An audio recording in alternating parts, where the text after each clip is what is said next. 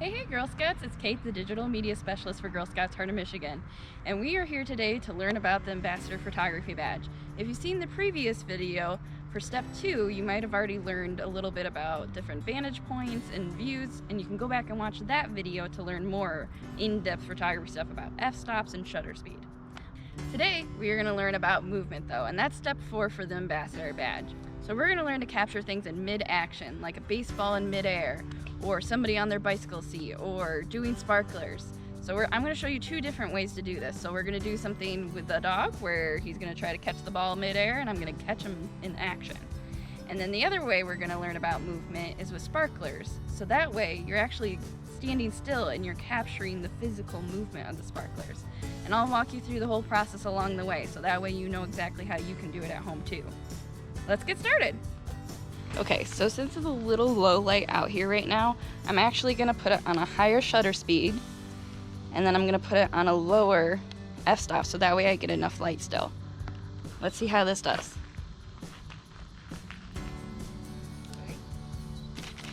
Yep.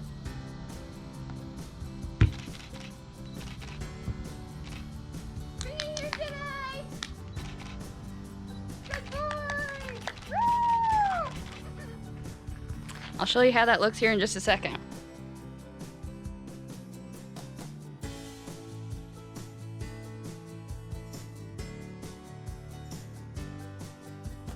Another helpful tip if you're trying to do something in motion, I can show you a better shot of this on the screen if it doesn't, but what you want to do is down here where it says continuous shooting, that's the drive mode.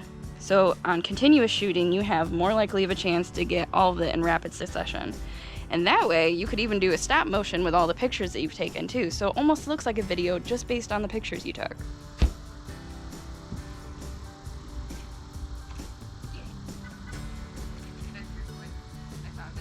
Take it back this way. Ready? Where do you want it this time? Towards me. Like that way? Ready?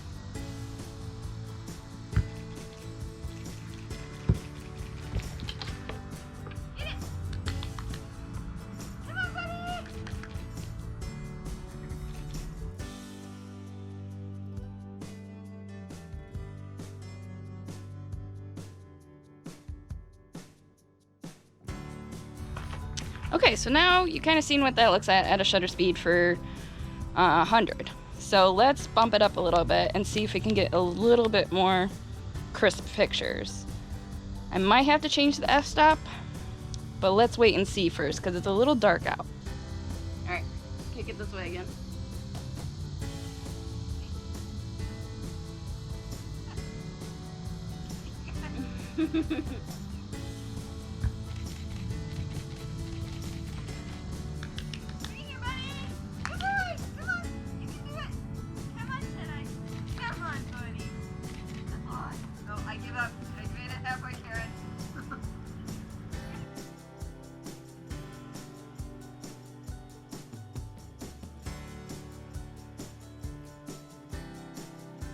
So looking at these pictures already on my camera screen, I can tell that his fur is a little bit sharper and less blurry this time because I upped the shutter speed. And the f-stop actually worked. I'm going to try bumping it up a couple more. We're at 400 right now. Let's see. Let's just go crazy. Let's see what 1,000 looks like.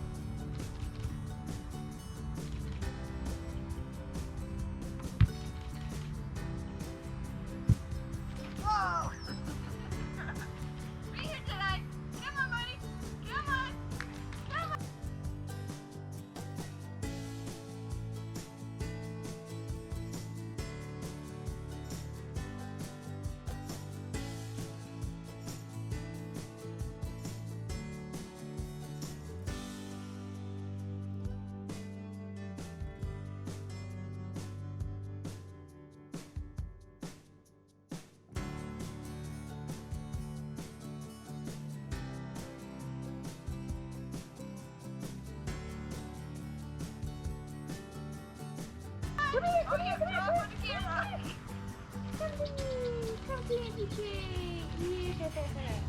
Oh, you go good. Oh, thank you. Thank you. You're such a good model.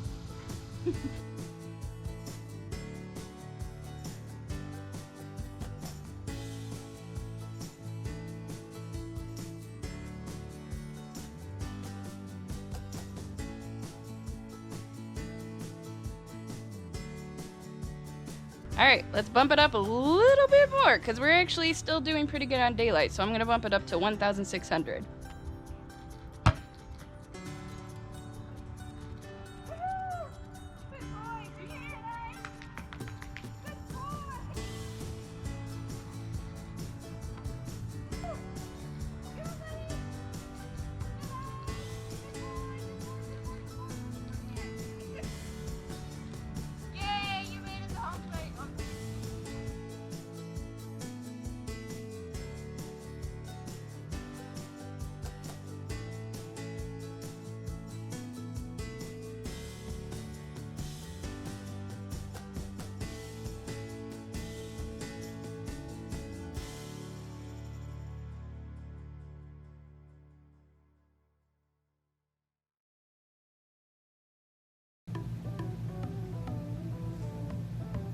For this next part, it's a little too dark outside for you to see anything that I was actually doing, so I'm just going to kind of talk you through the process here.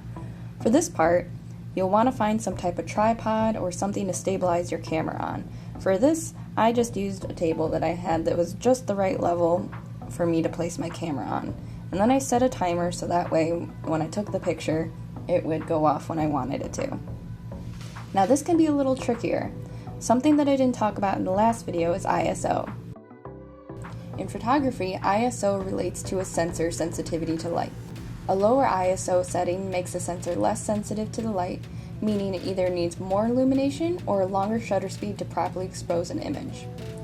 As you go through all these images that I took with the sparklers, I'm going to show you what the ISO was. Typically, I like to leave this setting on auto because it's a little tricky to figure out exactly which ISO you want to use, so I mostly just play around with the f-stop and the shutter speed. But manual is the best way to go when you're really trying to get a good photo.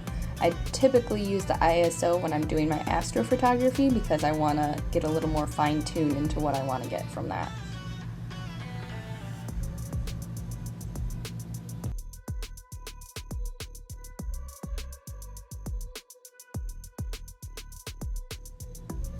For this video, it was a little harder because my sister and I were going to try to do something together at the same time, and because my camera only has a 10-second timer, we had to quickly light the sparkler and then run over there at the same time so we could get in the picture together. You can see a couple of our attempts here. It's a little tricky to get the timing right on that.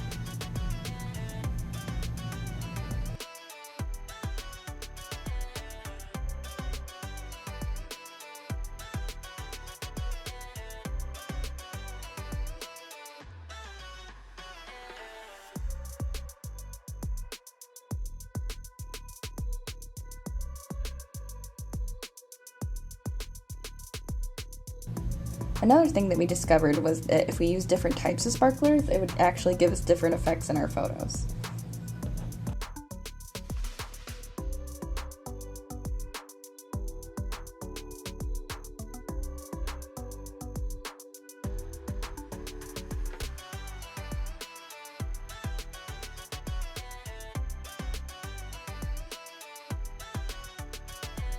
This one is actually my favorite, and I think it turned out the best. Mostly because the sparklers stay lit the most and my sister stood still very well in this picture, but the movement was captured perfectly, and I absolutely love all the sparks and illumination coming off of this photo.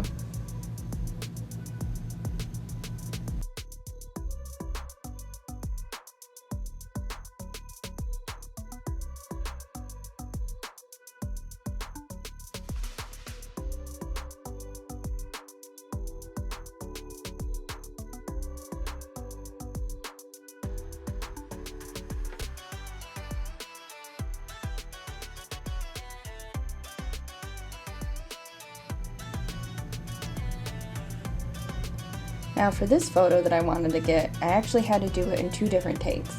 So I started off doing the M, with a red sparkler, and then I switched over to making the eye with a white sparkler. And then you'll see here at the end that I'll show you a quick photo of what it looks like with the two of them together, because you can combine and overlay pictures so they can look like this.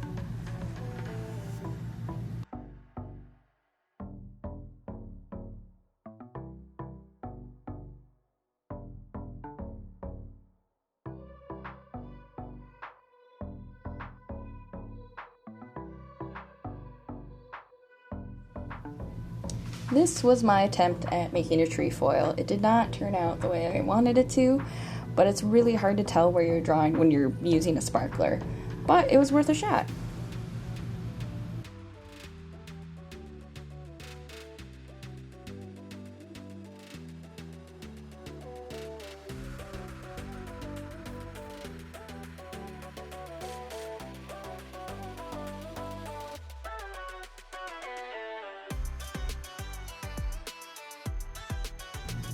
Now this one's actually really interesting. Just based upon the movement that I'm doing, I'm just spinning around in circles with the sparklers.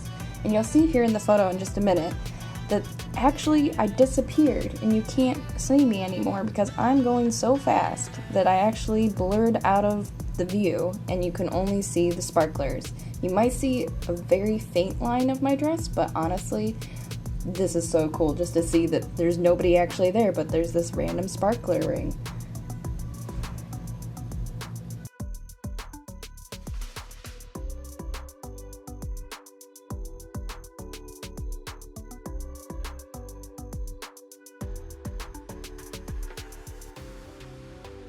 And that's all we have. Thank you so much for tuning in today, and I hope that you enjoyed watching this just as much as we enjoyed making this. And I can't wait to see all the pictures that you take from everything that you've learned today. And if you want to keep working on your Ambassador Photographer badge, you can get a hold of your council shop and get the requirements from them, or you can ask your Girl Scout leader for the requirements. Happy picture taking!